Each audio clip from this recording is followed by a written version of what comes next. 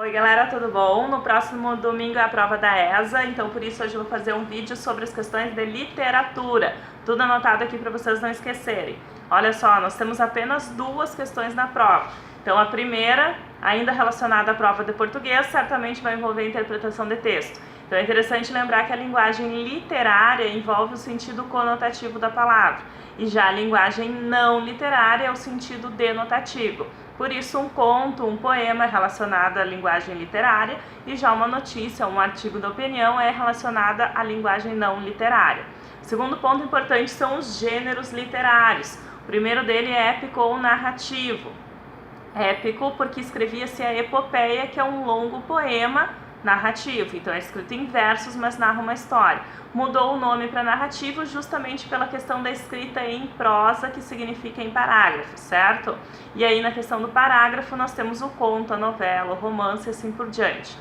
Passando para o gênero lírico, ele é o gênero da subjetividade, o gênero da poesia, escrever com sentido conotativo das palavras. E aí nós podemos ter a presença do eu lírico, que trata dos seus próprios sentimentos, ou não. Nesse caso, entre os gêneros textuais mais comentados, aparece na prova o soneto, que é um poema específico de 14 versos distribuídos em 2 quartetos e 2 tercetos. E para finalizar os gêneros literários, nós temos o dramático, são os textos específicos para encenação teatral e por isso escritos em diálogos. A subdivisão principal que mais aparece nas provas é a questão da tragédia e da comédia.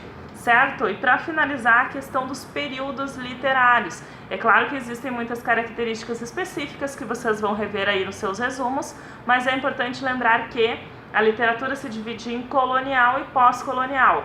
Então a literatura colonial vai envolver a tríade arcadismo, barroco e quinhentismo, tá? A sequência cronológica, no caso, primeiro quinhentismo, barroco e arcadismo.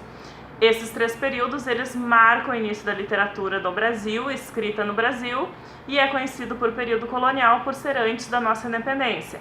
A partir da independência do Brasil, vem a literatura brasileira ou pós-colonial.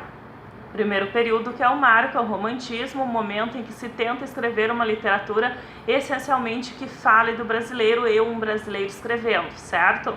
Aí nós já vamos ter bem clara a divisão entre poesia, prosa e teatro. A partir de então, vem uma tríade, realismo, naturalismo, parnasianismo. É preciso lembrar que o realismo e o naturalismo são para a prosa e o parnasianismo para a poesia. Na sequência, o simbolismo, que é um período mais curto e trata a subjetividade poética. Pré-modernismo, que vai preparar uma mudança significativa na literatura.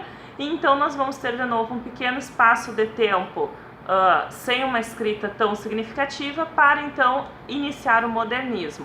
É uma nova fase da literatura brasileira que vai quebrar com vários paradigmas até então utilizados, inclusive com a própria gramática.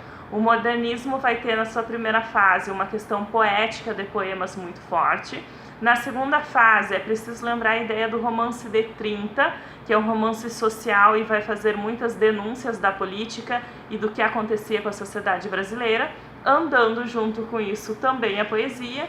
E a terceira fase, ela também é bem rica numa prosa mais variada, além de romance, contos, crônicas, a poesia que continua engajada socialmente e também uma maior exploração sobre o teatro. A literatura contemporânea tem características mais abrangentes ainda, porque é uma grande quantidade de autores. Então eu aposto que certamente terá uma questão mais inicial das características da literatura em si, da questão dos gêneros literários ou referente a rimas, e provavelmente uma questão a partir do pré-modernismo, que é um conteúdo que entrou no edital recém ano passado e ainda não foi explorado pela banca.